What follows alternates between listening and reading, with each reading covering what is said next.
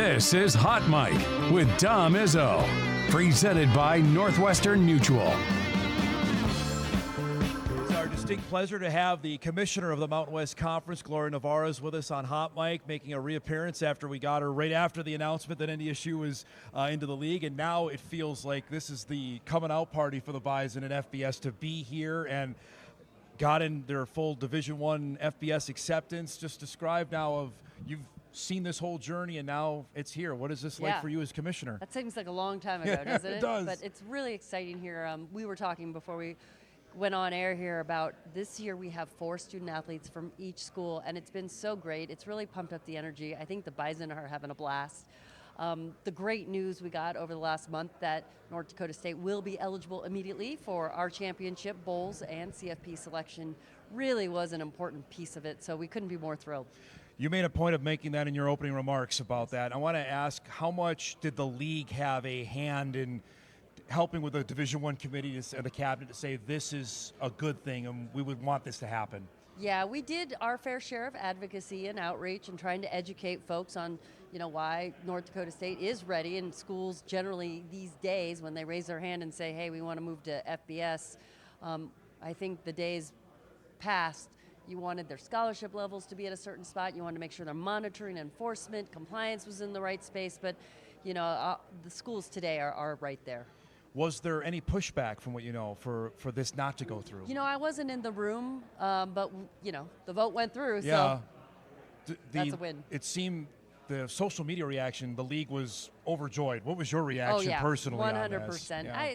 I really do think it was the right thing for the football ecosystem generally, but of course, we definitely had some skin in the game for this one, and it really meant a lot because if you're not playing for something, you're not playing for anything. The fact that all this has happened, Gloria, in 5 months, does it surprise you? You've been in college athletics a long time. This seems like it's on supersonic speed that everything has gone through Everything is moving at supersonic speed. In fact, yesterday I was on a call with the Division I commissioners, Senators Cruz, Cantwell, talking about the Protecting College Sports Act, and so things are still moving at supersonic speed. To now have this piece, I know you were asked about expansion. I'll ask you about that in a second, but just to have the 10 now locked in that all of them are eligible for a bowl, all can go for postseason. What's that mean for the new look to introduce the league this way? It's so exciting to be a little bit back to business as usual, using our time and energy on elevating and talking about the student athletes, the football season. We announced our bowl lineup. We announced the launch of our new Mountain West Plus.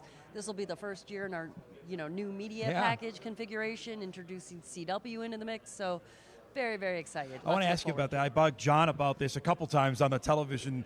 I always think the draft should be televised. I'm a nerd like that because I'd like to see that. But with the CW in play and the now more available windows for the league out there, describe that, and it looks like some pretty attractive windows that you've got for not only North Dakota State, but obviously other teams in your league. Very much so. One, having 2 legacy partners come back in CBS and Fox. We've been with CBS over 20 plus years. They're incredible. And, the brand names, CBS and Fox, and what they mean to the college football space, that's big, having that kind of platform. Introducing CW into the mix and having great linear exposure and access on that channel. Again, just supplementing our linear package. And then, Mountain West Plus, having that be a wholly owned property by the conference is really a new and exciting adventure. We're excited about that because our 2 broadcasts are going to be featured on Mountain West Plus. Excellent. So on that, can you describe for our viewers out there that this money, if you sign up for it, that doesn't go to the league, that goes to the particular school? Correct. For every subscription driven by the Bison, when you sign up and pull down that drop-down menu and select your school, 60% of every dollar goes back to the institution that drove that subscription. And the school is able to sell ad inventory on all their broadcasts. That goes back to the school. And any other creative way they want to put content, creative content, original content on the platform, that portal will be owned by the school. So Bison fan will go in and see green and gold, and it'll be a unique environment specific to North Dakota State fans. That's how unique is that for anybody else? Is anybody else doing that in Division I that you know of? We're the only FBS How about league to be out in front on that? How proud are you of that fact? Very, and honestly, it couldn't have been possible but for partnering with Kiswi, which is one of the preeminent live sports streaming companies that are helping us build this backbone. Now, I wasn't in the room when you announced the bowl stuff, and I'm imminently curious on this because this is brand new territory. So can you tell us first who the league is partnering up with and how different that is for this season, if at all? Well, 2026 is considered a continuation or rollover year of our agreements that expired last year. So our bowl configuration will be 4 spots with the ESPN events family. We have 1 guaranteed spot in the Hawaii Bowl. We have a backup spot in the Cactus Bowl, which we've played in 2 of the last 3 years. And then we also have a spot with the Arizona Bowl, Snoop Dogg Arizona Bowl, which has always been a great time. Every team that's gone to that one loves it. And then our number 1 selected team will go into the ESPN Events Family Bowl, but we'll work with ESPN every year to help ensure that we have a compelling matchup and geographic location. So if the league champ, and I'm speaking off the top of my head, does not get selected for the college football playoff, they would go to that particular bowl you're just talking about? Correct. ESPN would have the first And pick. that is a variety of bowls, or is there a couple specific ones that they could go to? It could be any in the ESPN family, and the opponent isn't already locked up either, so there's room to be creative. So, I mean, is it almost like horse trading when you get into it? Like every year there's horse trading, even though there's not supposed to be horse trading. There's attempted horse trading, there's actual horse trading. But really for us, the point is we didn't take a step back in our financial guarantees in our bowl lineup, which is really important, and a testament to the power and quality and value of Mount West football. But also we have enough opportunities so that our bowl eligible teams will have a spot to play. How different is this going to look next year? And then you're telling me what's the college football playoff field going to be like, right? 27 is a little bit up in the air because, if the CFP expands, that's going to have a ripple effect. So we're kind of waiting to see what happens there. But I'm very optimistic. I mean, our fan bases travel, we generate great eyeballs, so we're still very desirable postseason. I know you mentioned in your address that you'd like to maybe get back to that number of 12. You're at 10 teams right now. I know we just got 10. What do you worry about adding? But obviously, expansion's always on a commissioner's mind. What would you look for in adding 2 more teams to try to get to that number? Yeah, and we're not actively on the market right now, but we're always mind open, scouring the horizon. Again, it starts with fit for us. We talked briefly about membership standards across the board to ensure that we're always moving all schools across the spectrum. So my vision is to fully develop membership standards. And so if we are approached by a school or interested in a school, we say, hey, this is the starting point. Can you warrant that you'll get to this or show us that you already are? And then it's easier to bring forward schools for consideration. Because there's a lot of viewers in our part of the world, the Dakotas, would say, well, hey, you want to look at the other Dakota schools or the Montana schools that are preeminent FCS programs, maybe not to the level what North Dakota State was.